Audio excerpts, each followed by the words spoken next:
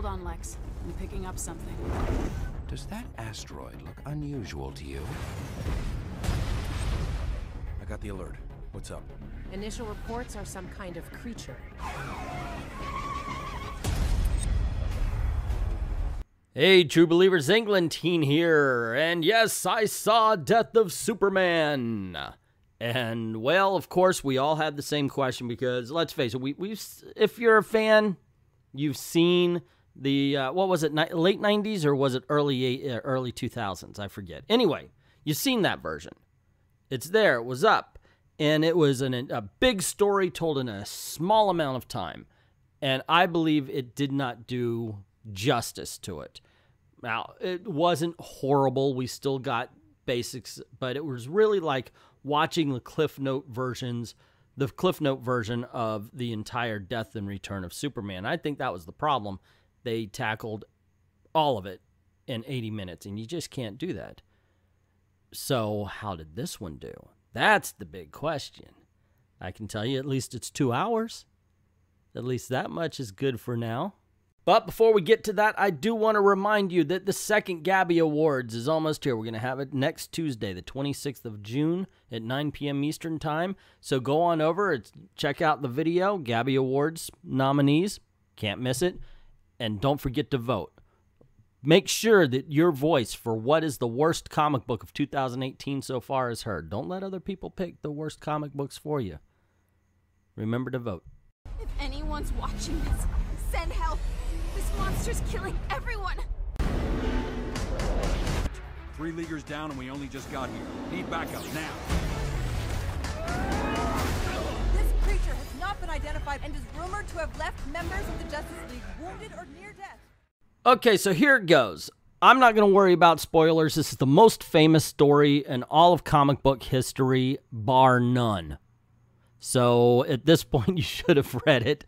And if you haven't, it's called The Death of Freaking Superman. Guess what happens at the end? So anyway, I want to say about the 2-hour length, man, it gives enough time. It gives so much time to character. You get to know Superman before.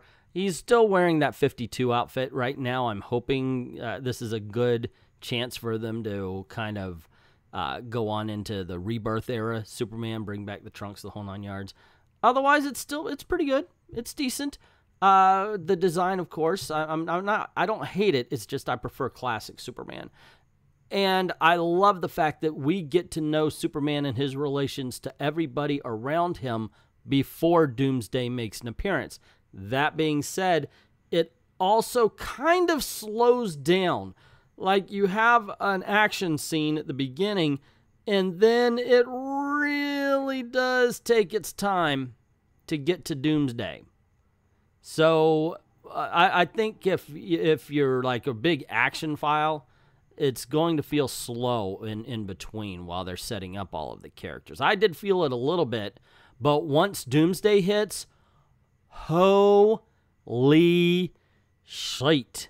I think it just kicks into gear and kicks all sorts of ass.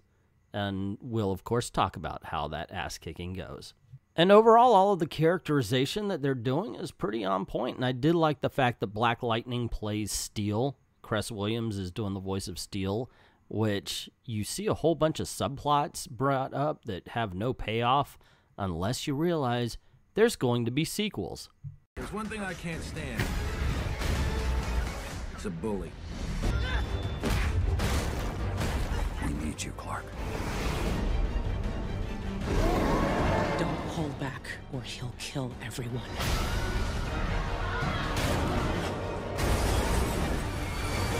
One thing that does have to be brought up, talking about all of the ass-kicking action and such like that, is Wonder Woman. Holy crap, she is treated well here. Now, everybody gets their time to shine against Doomsday. Of course, we know what happens. If you've read the story, if you haven't, by all means, you should be reading that book.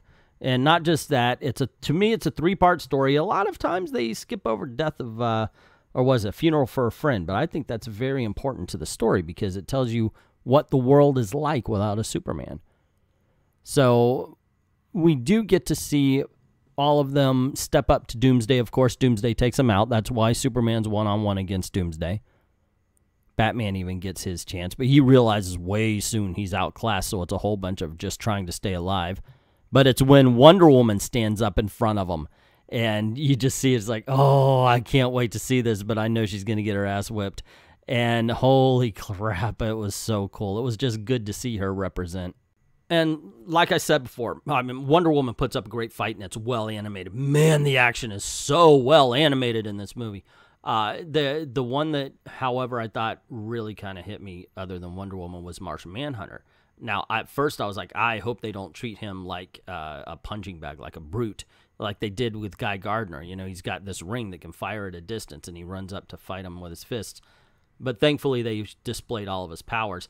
The problem I had was with the way he was taken out. I know it was supposed to be dramatic, but it came off a little bit comedic, and that was a little bit of a problem. You can't go back after that thing. It's suicide. I have to get back to work. This city needs me.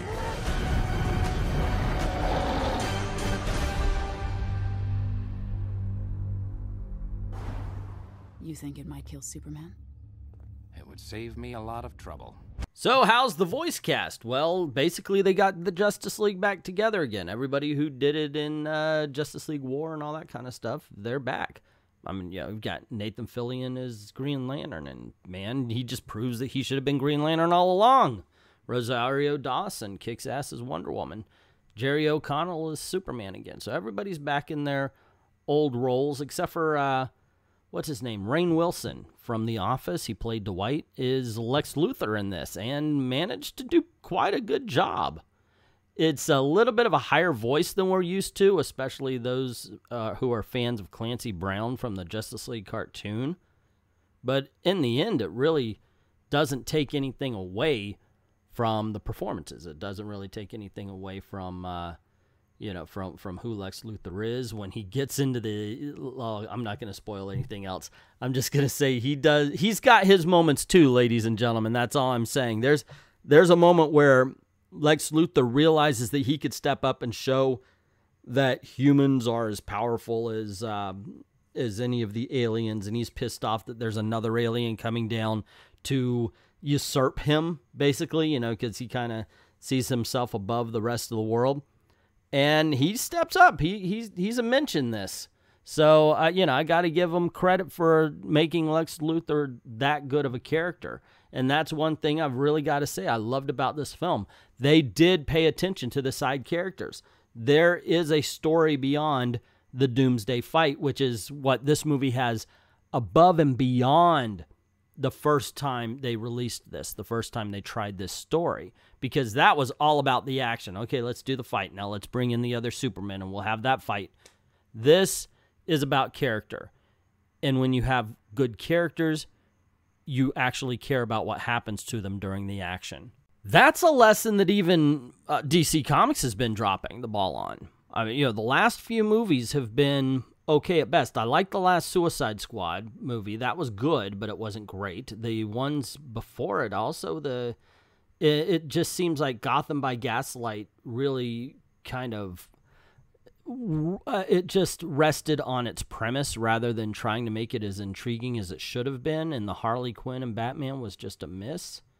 You know, and I gotta say, this movie, it really does show you what DC Animation can do when they care about a product. And that's something I really feel happened here. I think they said, you know what, if we're gonna do this, let's fucking do this right. So they stepped up. They stepped up and they knocked it out of the park.